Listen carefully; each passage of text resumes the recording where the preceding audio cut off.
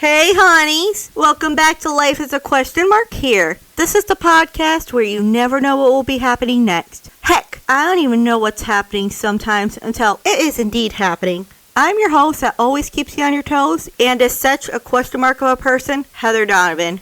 And today, I really don't have any stories for you guys because, well, actually, there's one thing that I will share. I am very mad at Hulu because they took off Pretty Little Liars. I mean, what kind of bullshit is that? I was watching that. That was a good show. And why? Why would you?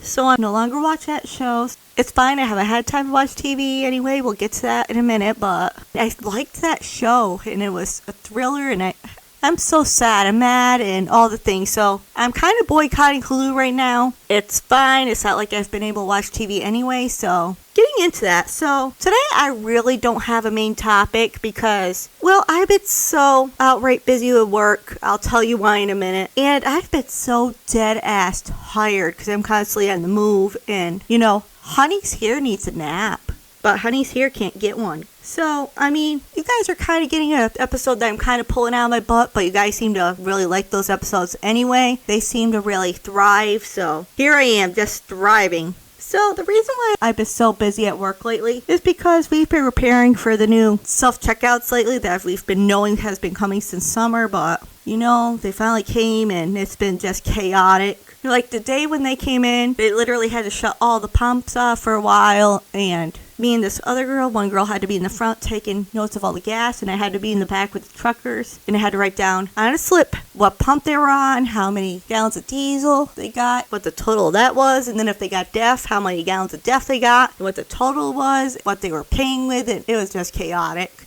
And, you know, I have so many mixed feelings about these self-checkouts, which, first of all, I'm having a lot of complaints about this. A lot of people are throwing fits and leaving coffees and acting like it's our fault. First of all, if you're listening to this and you're one of those people, please don't take it out on us. We are just doing our jobs. We did not put them there. It is the higher up corporate who put them in there.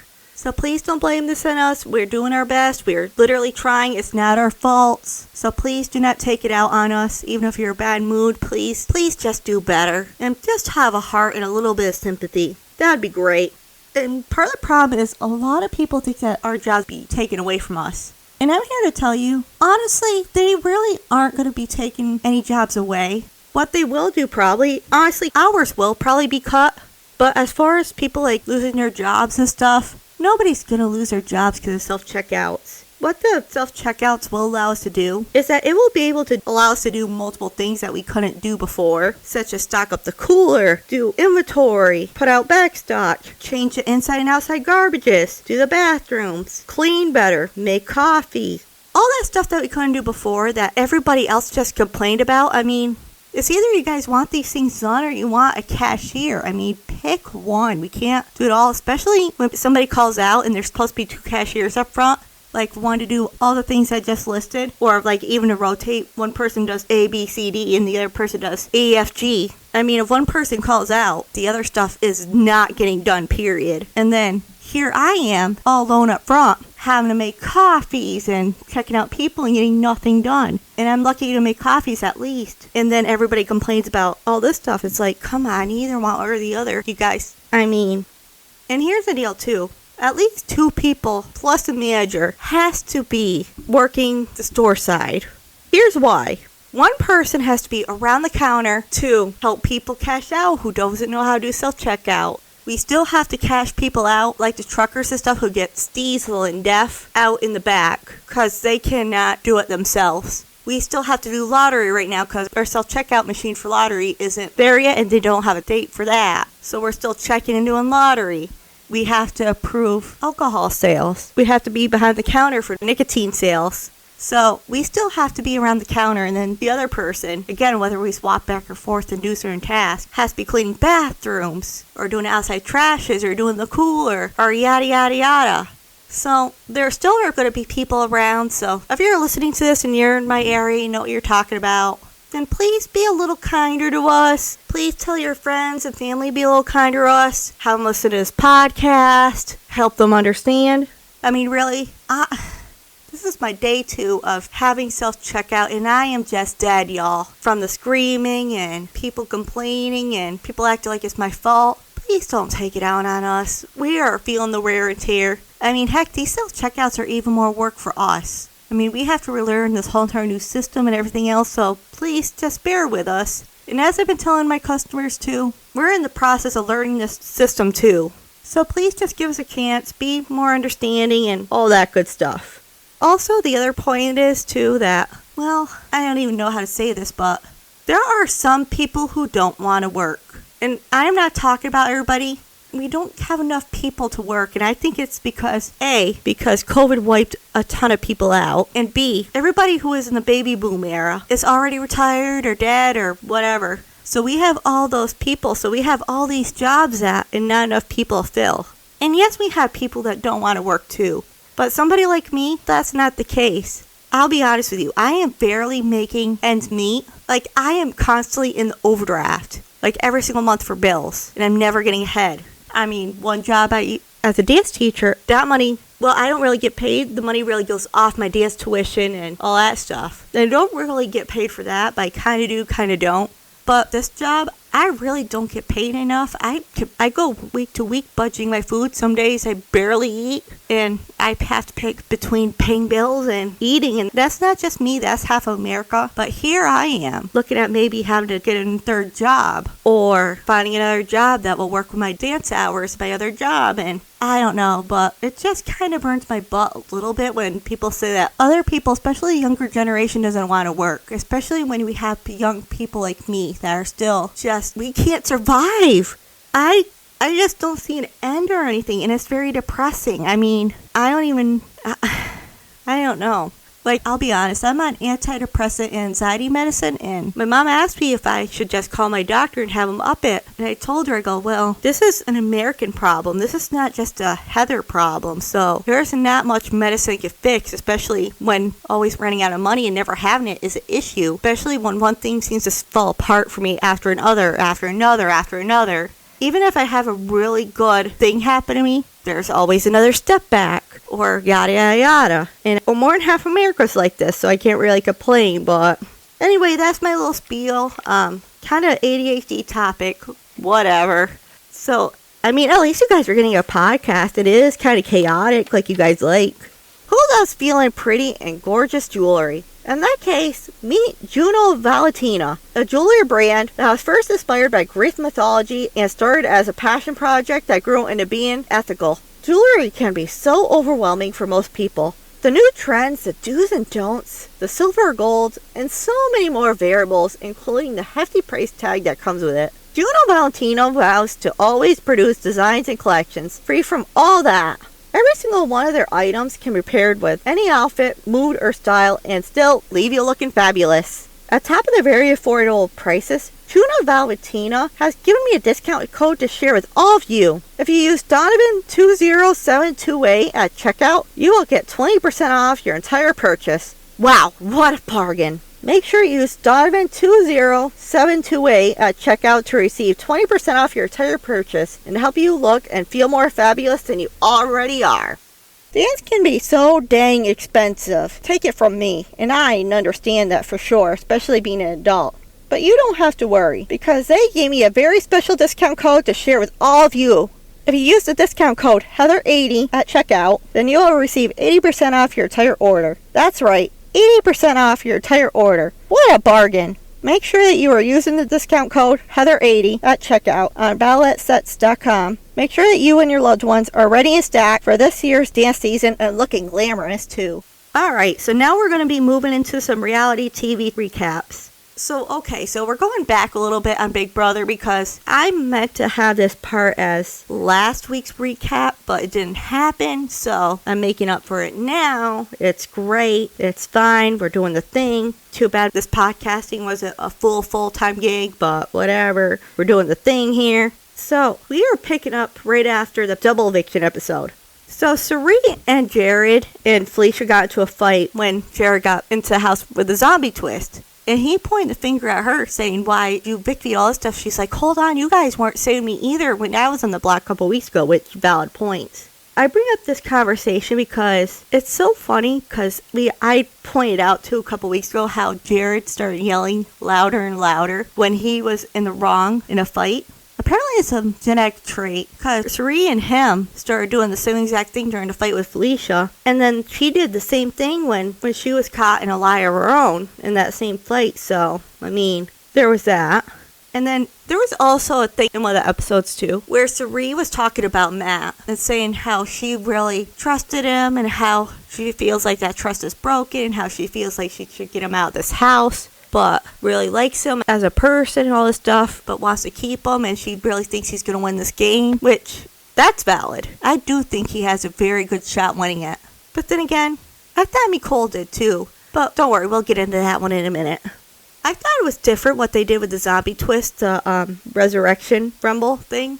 Like, I liked the concept behind it. It was something different. It was like a jury battle back. But the problem is, I thought that it was going to be multiple comps, not just the same comp done in multiple rounds. Like, that was just, I don't know, I had mixed opinions about it.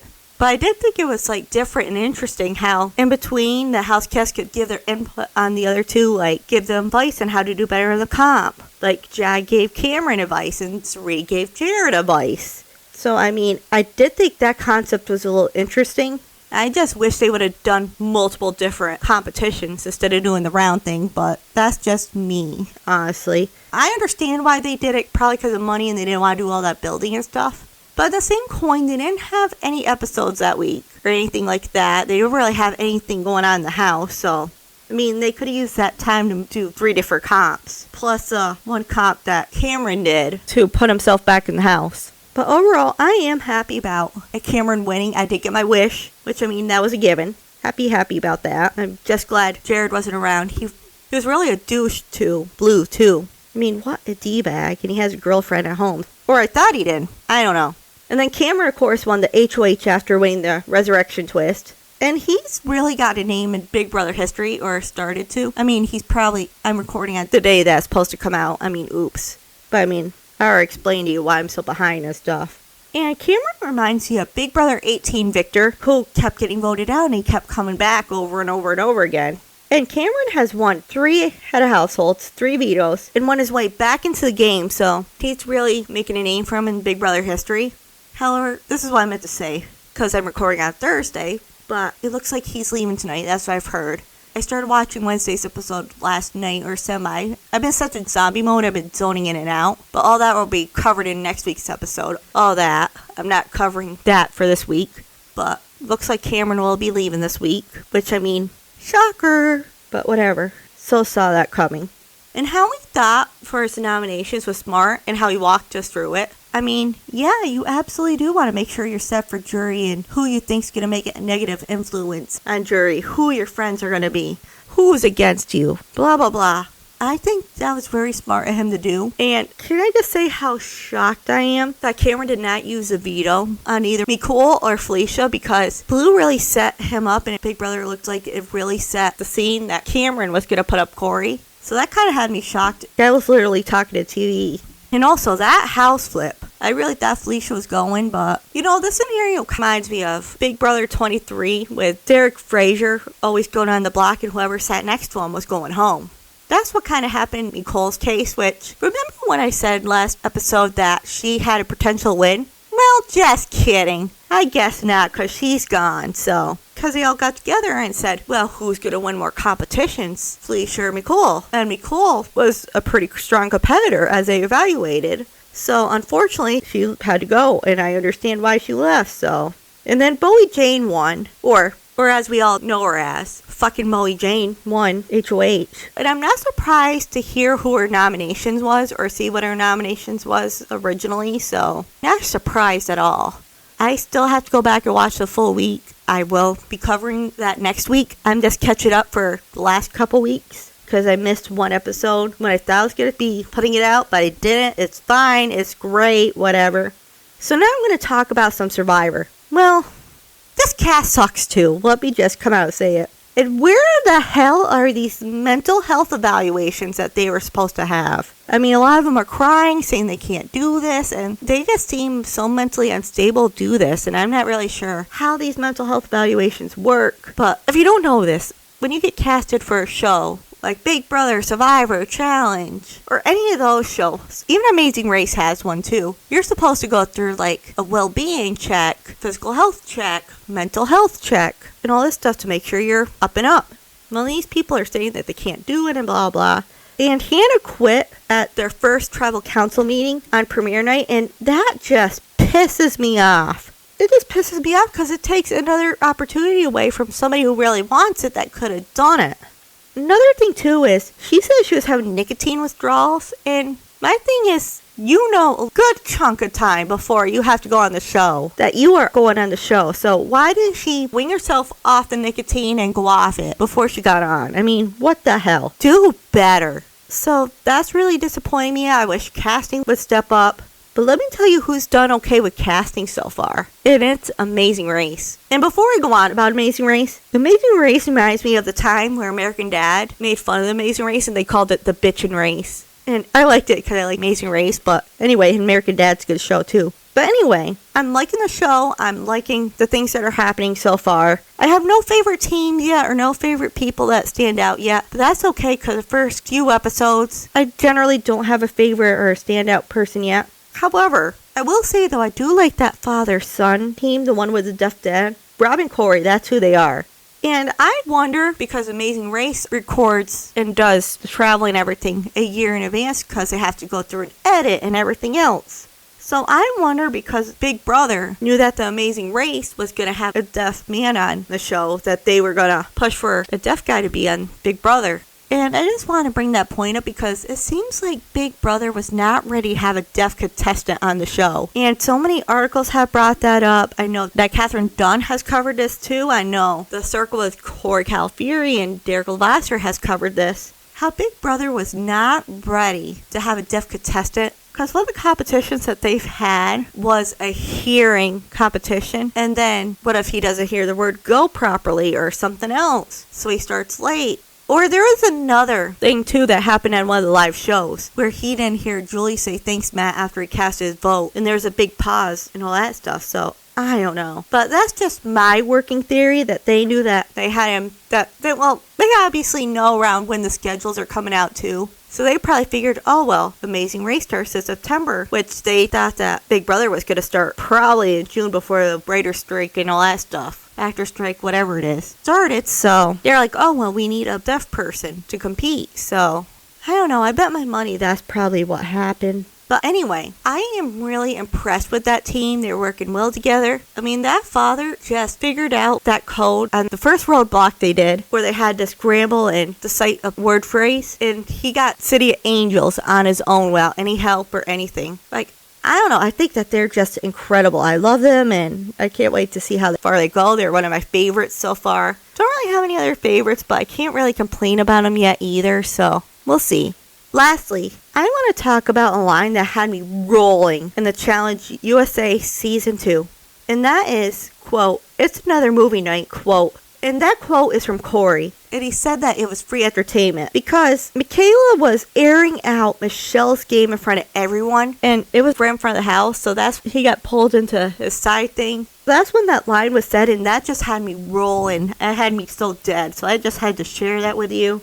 So that wraps up this week's episode. I know it's not much. I tried my best. I wanted to have something out. I know it's not probably my best one. It's a bit hectic. Bit all over the place. Bit ADHD-ish. Some parts you may not understand me. It's okay. We'll try better. We'll do better. We'll see if life could get a little easier. It's fine. But please, don't forget to rate, review, subscribe, and tell your favorite stranger about the podcast. You can follow and converse with the podcast and other listeners of the pod by following the podcast social medias. The Facebook is Life as a Question Mark Podcast, and the Instagram and TikTok is at Life as Question Mark Pod. I really love hearing from you all, especially on your feedback about the pod. It really does help the podcast become better. You can also follow myself on my personal Instagram and TikTok at Miss D's World 2022. You can also find a link tree to everything in all the social media pages bios that I have mentioned above. That's also where you can locate the podcast's website. You could also show your love and support for the podcast by donating to the pod. You can donate by clicking the support link in the show note that is in every episode, subscribing to the pod on the podcast website, or by hitting the payment button in the link tree.